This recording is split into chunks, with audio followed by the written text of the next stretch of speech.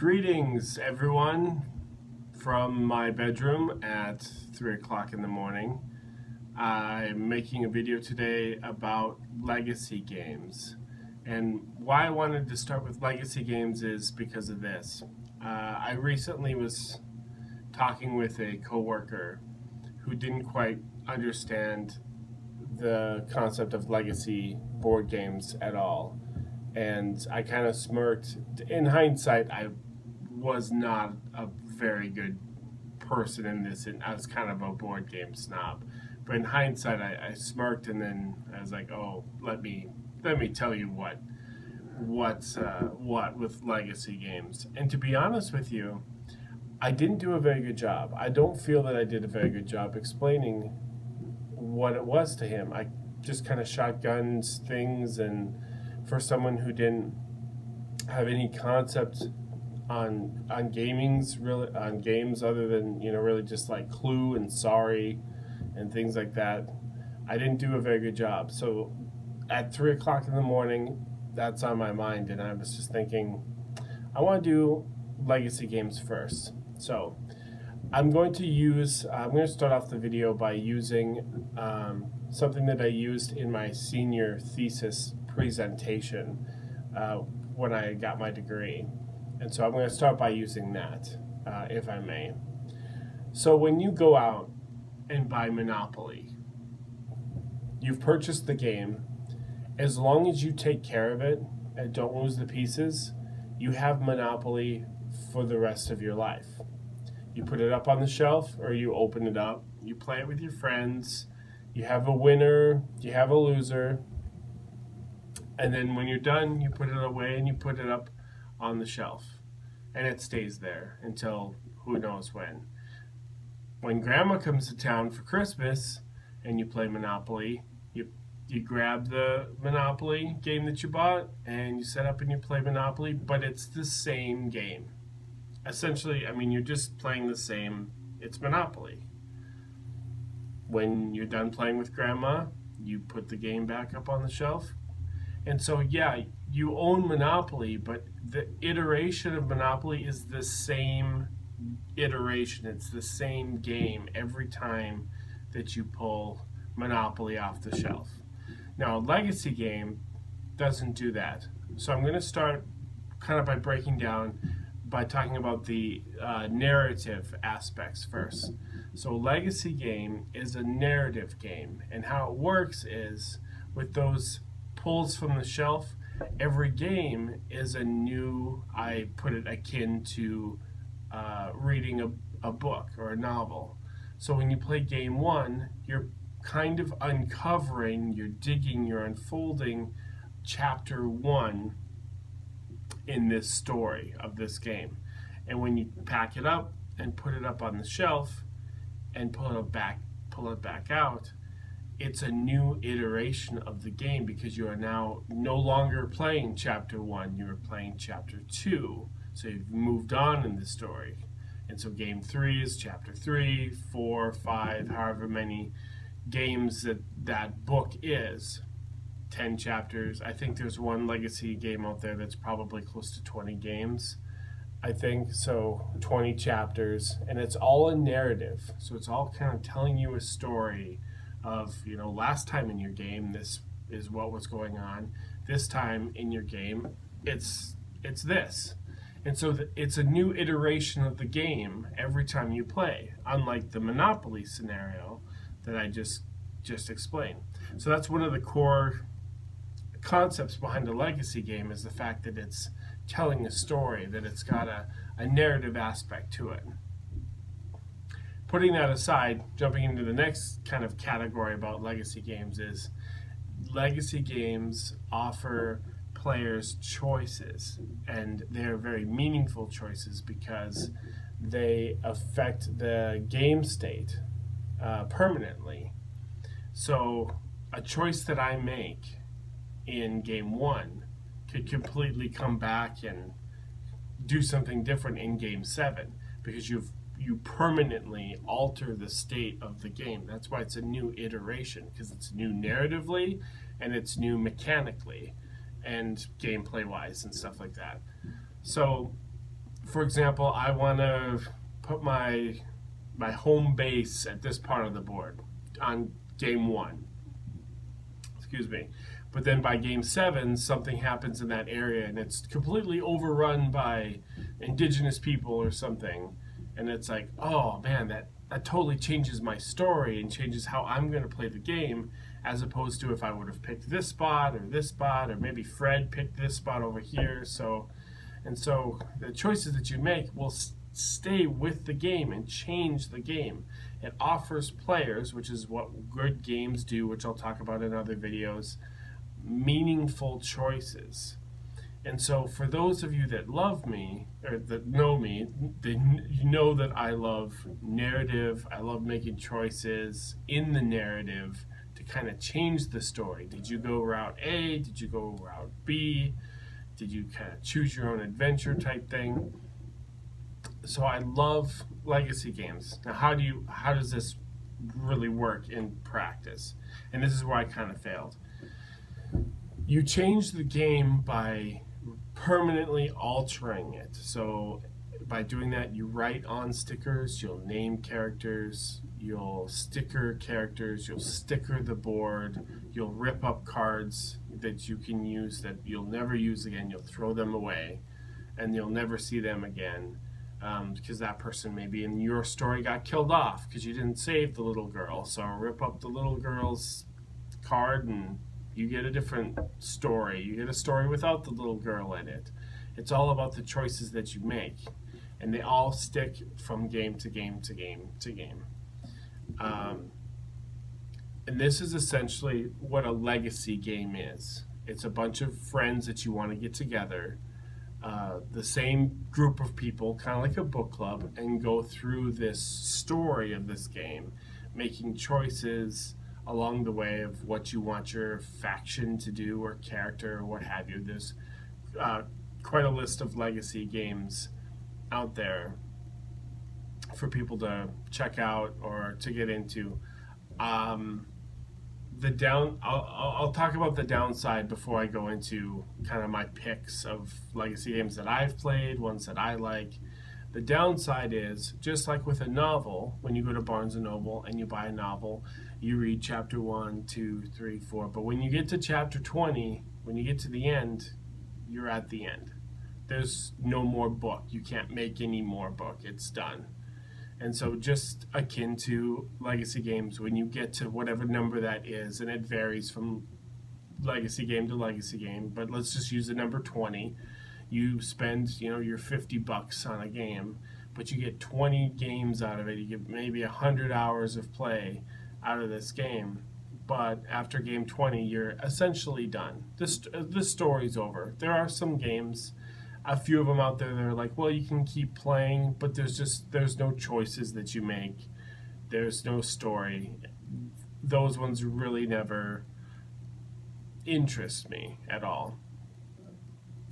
And so that is the con for legacy games. It's kind of not a one and done, but it's what's called in the board gaming world a consumable game. It's a game where you consume it, you use it, you eat it all up, you take in the narrative, you rip the cards, you write on the board, you name your faction, you choose what your faction's going to do or what it's going to min and max on and things like that. But when you're done, it's all sharpied and stickered and it's done. So that's the con. For someone who loves the choices and the narrative, as I said before, it really hits on everything for me. So I don't see downside to legacy games if you can find a group and play a serious group and just like a D&D group, but instead we're going to just play some legacy games. I think that the pros for me just are huge compared to the cons. I don't mind having a game that's kind of dead. Unlike that Monopoly that you can just pull off the shelf for the rest of your life as long as you take care of it, these games do expire. You do consume them and they're done. So let's move on and talk about some legacy games that are out there, ones that I like, in case you're interested in starting. So one that I really recommend, And there's a few that I like, but this is one that I have with me. It's called Pandemic Legacy Season 1. Now, there are 2 seasons, and it's basically like watching a TV show. So, narratively speaking, Season 1 tells one particular story. I'm going to put it down, but it looks like this. And Season 2, in my opinion, is more interesting. I think it's better. I mean, they're both good in their own right, but Season 2 just ramps it up and it just adds on to it. So, a good spot. It's a cooperative game, and it's good with 2 people. If you don't have a whole big group it plays 5. So if you don't have 5, Pandemic Legacy is one that I think is a good start if you want to try a legacy game. I'll read a few others, and then I'll talk a little bit about campaign games, which are a little bit different. So Pandemic Legacy Season 1 and Season 2 are on the top of my list. I think they're just the bee's knees. They're awesome. You got to start with, the designers say you don't need to play Season 1 to play Season 2. I think they just kind of put that out so that people just buy the game no matter what. You really, in my opinion, play Season 1, play Season 2. I mean, come on, don't start Breaking Bad on Season 2 or whatever. You know what I mean? Like, and it's fun. They're great. So enough of that one. Another one's Seafall Legacy, which is kind of like pirates. It's got a pirate theme. You're going out and discovering islands and naming them and creating your own little pirate faction and things like that. Machikoro Legacy, which is basically just Machikoro, but with a little bit of a story where you open up boxes and add things into the game. That one would be great for families. I really enjoyed playing, I think it was 10 games of Machikoro. It's 10 games and you're done, but it's really nice and cute, and the artwork and the colors pop, and it's really good for families because it doesn't get too confusing or complicated like the last one. Like Seafall is a pretty complicated game. It's going to take you 3+ hours just to play one game of it. The next one is Charterstone. Charterstone is not necessarily a legacy game, but it's just for copyright issues. It is. You're basically making your own village. So you're making a village, putting stickers in your village, little huts of this and that, and trying to get points by doing things. It's a worker placement game. I've played through it twice. It's by Stonemaier Games. That would be another one that would be up there that I would say that definitely is worth a look at. Risk Legacy, for those of you that know Risk, the game you used to play when you get snowed in for the day and you could just sit and play Risk for 18 hours.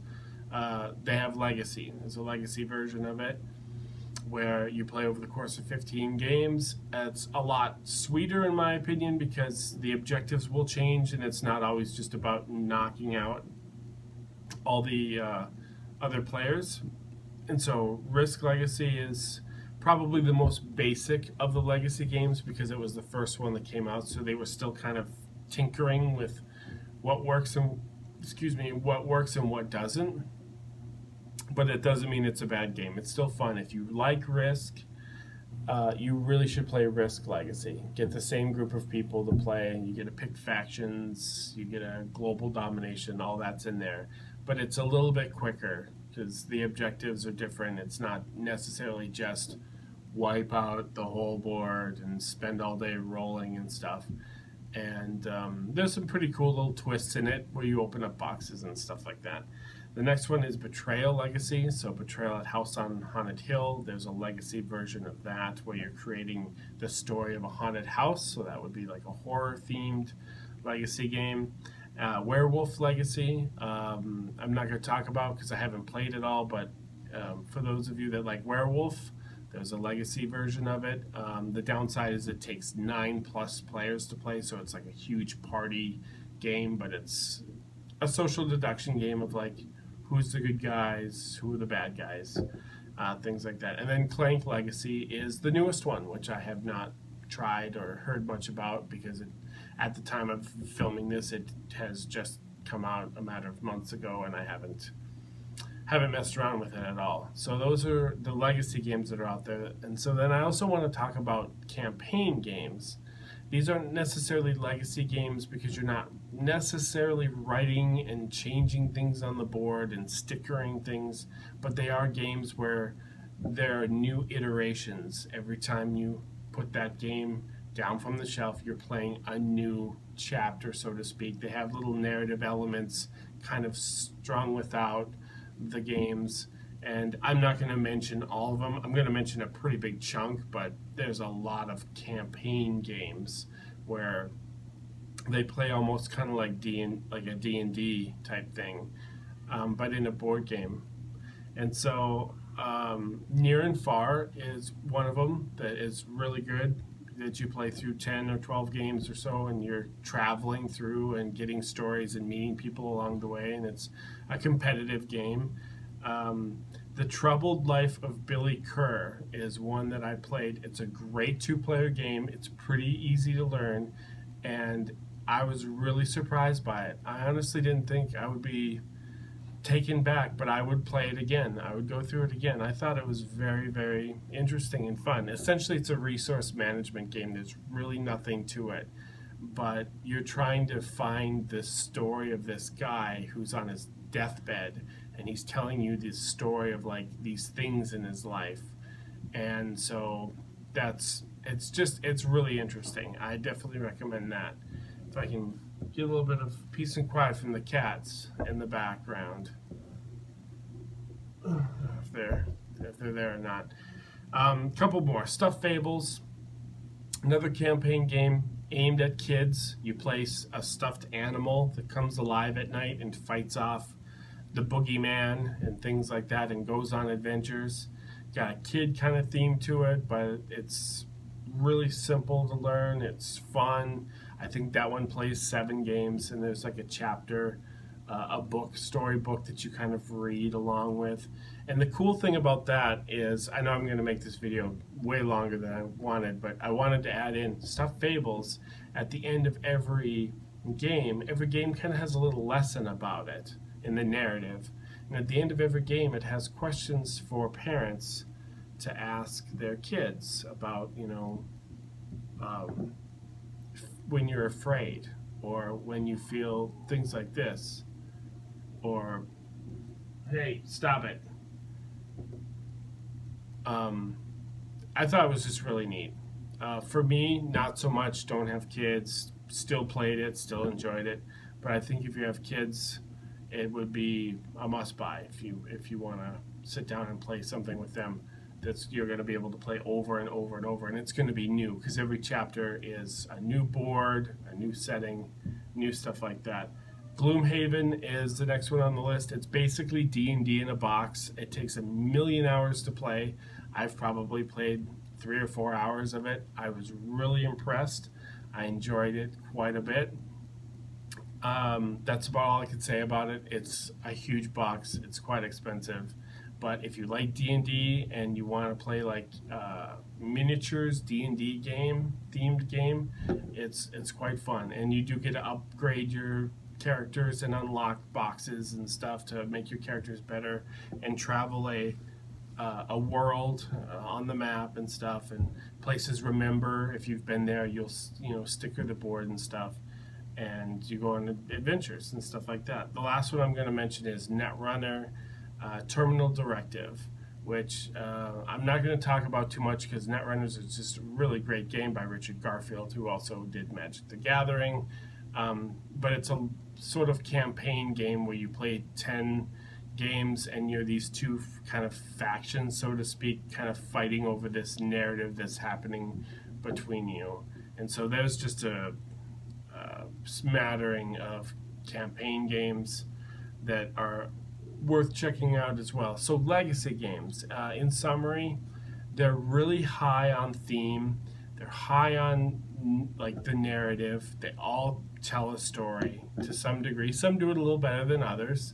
Machikoro would probably be lower. Pandemic would be higher on the narrative aspect. Stuffed Fables is pretty high up there too.